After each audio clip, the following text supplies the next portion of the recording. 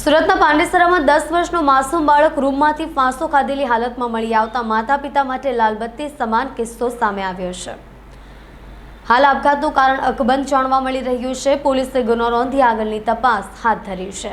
આપઘાતનું પગલું ભરનાર યશ ગુપ્તા આશાપુરી પાંડેસરાનો રહેવાસી છે। 10 વર્ષનો યશ ધોરણ 4માં અભ્યાસ કરતો હતો। યશને એક મોટા ભાઈ બહેન છે।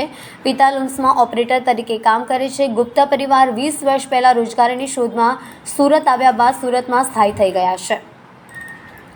પરિવારે જણાવ્યું હતું કે આ દુઃખદ ઘટના સમયે માતા પોતાની મોટી દીકરી સાથે અન્ય રૂમમાં કામ કરી રહ્યા હતા, જ્યારે યશ અને તેના મોટો ભાઈ બીજા રૂમમાં મોબાઈલમાં ડીંગા મસ્તી કરી રહ્યા હતા। મોટો ભાઈ રૂમની બહાર ગયા બાદ માસૂમ યશને રૂમનો દરવાજો અંદરથી બંધ કરી દીધો હતો। 15 મિનિટ બાદ મોટો ભાઈ યશ સાથે રમવા માટે દરવાજો ખખડાવી રહ્યો હતો। અવાજ સાંભળી માતા અને બહેન દોડી આવ્યા હતા। રૂમના દરવાજાના નાનકડા હોલમાંથી માતાએ રૂમમાં અંદર નજર કરતા યશના પગ લટકતા હોય તેવું દેખાયું હતું, જેથી લઈને બૂમાબૂમ કરી પડોશીઓની મદદથી દરવાજો તોડતા યશ હૂક સાથે લટકી દોરી વડે ફાંસો ખાધેલી હાલતમાં મળી આવ્યો હતો। ઘટનાની જાણ પાંડેસરા પોલીસને કરાઈ હતી। બાદ પાંડેસરા પોલીસે ગુનો નોંધી આગળની તપાસ હાથ ધરી છે, પરંતુ હાલ પણ બાળકે કયા કારણસર આપઘાત કર્યો છે તે અકબંધ રહેવા પામ્યું છે।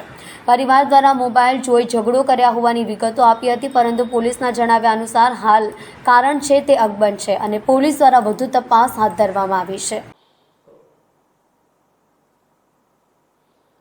પાંડેસરા પોલીસ સ્ટેશનમાં ગઈકાલે એક ઘટના બની છે, જે ઘટનામાં 10 વર્ષના બાળકે આત્મહત્યા કરેલાનું બહાર આવ્યું છે। બાળક પોતે પોતાના ઘરમાં હતો અને દરવાજો અંદરથી બંધ કરી પોતાની 10 બાય 10ની રૂમમાં ખીટીએ લટકાળેલ દોરી પર પોતાનો શર્ટ લટકાવ્યો અને ત્યારબાદ એ શર્ટમાં પોતાનું માથું ભરાવીને બાળકે સુસાઇડ કરેલ છે। પ્રાથમિક હકીકતમાં 10 વર્ષનો બાળક શા માટે આવું કૃત્ય કરે તે એક ઇન્વેસ્ટિગેશનનો વિષય છે। શરૂઆતમાં તેના પિતાશ્રી ગઈકાલે જણાવેલ કે બંને બાળકો વચ્ચે મોબાઈલ ગેમ રમવાના બાબતે ઝઘડો થયેલાનું છે, પરંતુ પોલીસ ઇન્વેસ્ટિગેશનમાં તે વસ્તુ ક્યાંય ફલિત થતી નથી, કારણ કે તેની મમ્મી પાસે જે મોબાઈલ છે તેમાં કોઈ ગેમ ડાઉનલોડ નથી કે કોઈ ઇન્ટરનેટની સુવિધા નથી, પરંતુ બાળકને કોઈની સાથે કોઈ પ્રકારે ઝઘડો થયો હોય અથવા ઇન્સ્ટન્ટ કોઈ ખોટું લાગી આવતા બાળકે આ પગલું ભરેલાનું જણાય છે, પરંતુ તેનું ઇન્વેસ્ટિગેશન ચાલુ છે। ફેમિલીના સભ્યો અત્યારે શોકમાં ડૂબેલ છે, જેથી વધુ પૂછપરછ થઈ શકેલ નથી અને વધારે ઇન્વેસ્ટિગેશન ચાલુ છે।